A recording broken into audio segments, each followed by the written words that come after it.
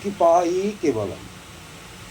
আমি একটি ছোট্ট টোটকা আপনাদের বলছি, সাংসারিক সমৃদ্ধির উপায় বা টোটকা। প্রতিদিন বাড়ির সদস্যের জন্য যে চাল নিয়ে আপনারা রান্না করেন,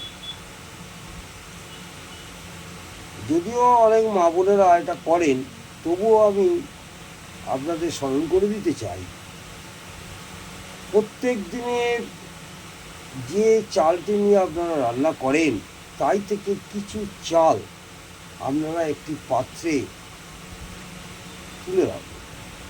কম করে 90 দিন আপনাকে তুলে রাখতে হবে। রাখার পর শনিবার বা মঙ্গলবার যে কোনো কালী মন্দিরে গিয়ে ওখানে ভিখারিকে প্রদান করবেন। আশা করব আপনাদের সংসারে কিছুটা হলেও সমৃদ্ধির হবেই হবে। নমস্কার।